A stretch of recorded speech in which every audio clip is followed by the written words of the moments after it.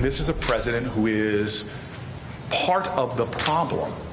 He's using words like invasions, infestations. The attack 2 days ago was an attack on the Latino community. That is due in part to the climate that this president has set. This White House and party doesn't want to act because they're embarrassed about their own relationship to this kind of extremist ideology at home.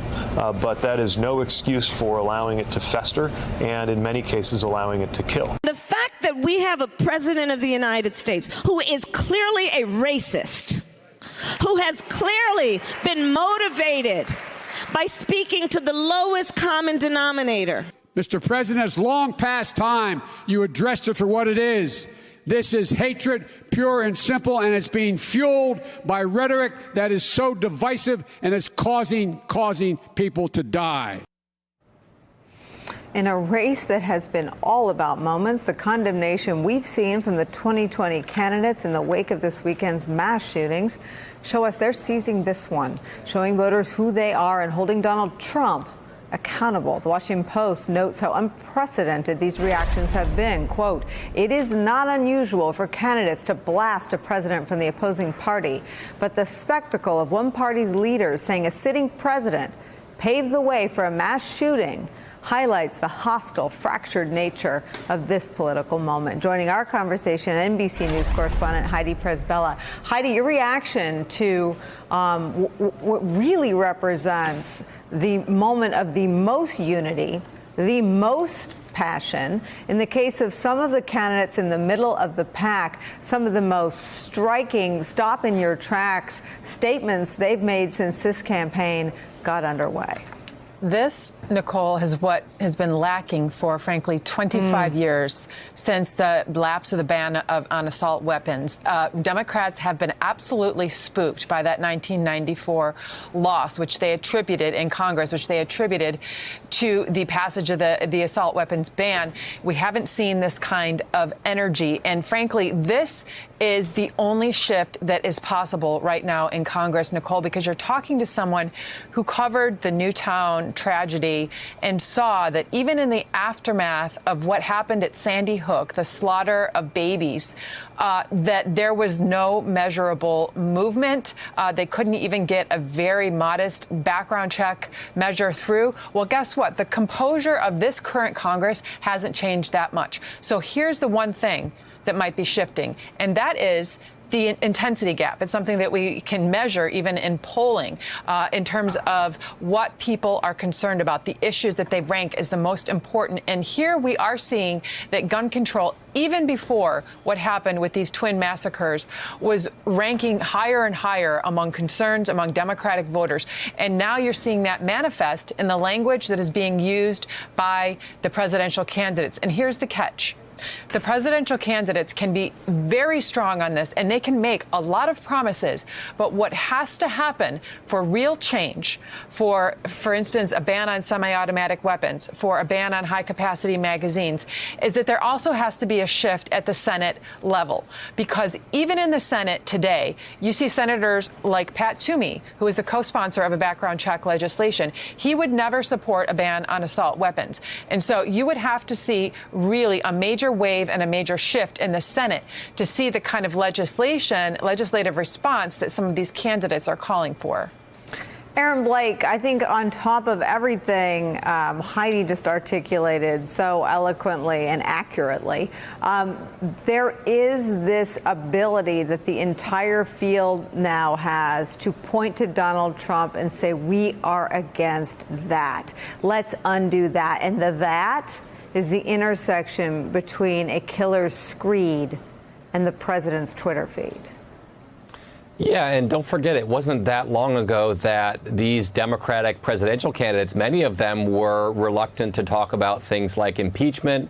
It wasn't that long ago that if you asked Democratic members of Congress or leaders if the president was a racist, they were not willing to go that far. They would say, you know, obviously the thing he said about that Mexican, you know, the judge with Mexican heritage was wrong and it was bad, but they wouldn't go as far as to call him a racist.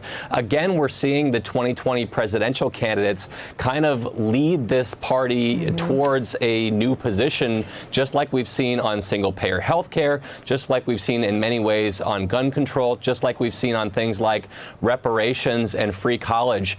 The question from there is whether the Democratic Party leadership is comfortable with that. There is a reason that they've resisted some of these things for a while.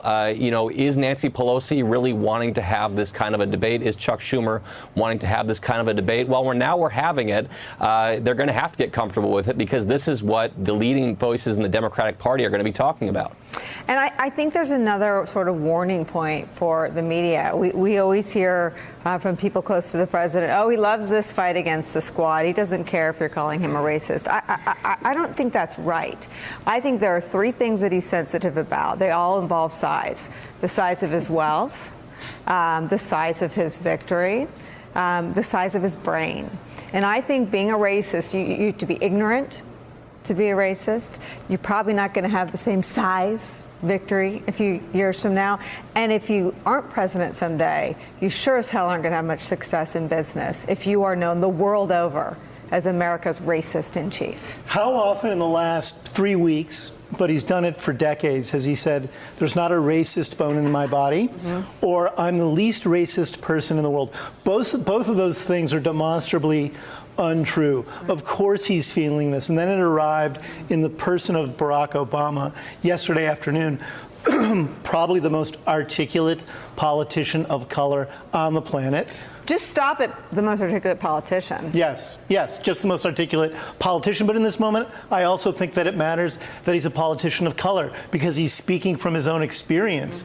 And he has been dignified and quiet throughout Trump's entire administration. Trump has accused Obama of wiretapping Trump Tower. He's claimed Obama's victories for himself. And Obama comes up to his doorstep and essentially says to him, you're a racist. The language you use prompts violence, and it's bad for the country.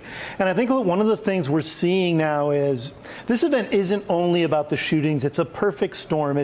We've had almost 3 weeks now of Trump, his racist attacks on the squad, then on Baltimore and Elijah Cummings. We've had him doing this from the moment he rolled down the escalator in Trump Tower in 2015. And I think it created him, and I think that's informing the outrage. Guys, message back to the Democrats. There is such a moment in time right now. Do not let, when is the next debate? What network has the next debate? But whoever it is, every candidate, when you're asked questions about single-payer insurance, when you're asked questions about climate, say those are critical. But we're going to focus now on the safety, the core safety and decency of the American public. Our safety is at risk. With assault weapons, Republicans won't do anything about it. Our elections are at risk right now. There is good and evil. There is hate. Don't just leave it at racism. It's good and evil. Racism is one of the pieces.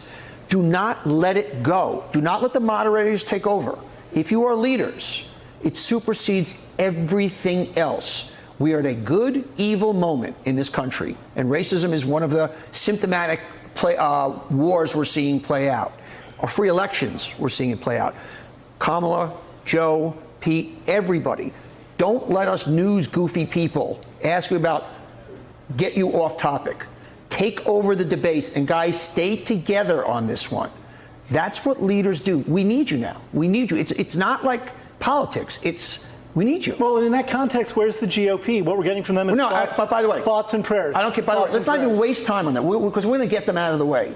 But Cory Booker, my friend Elizabeth Warren, guys, I know you have all core issues, and it's still 16 months away. This next debate, take that 2 hours in front of the American people and position Trump as the party of hate.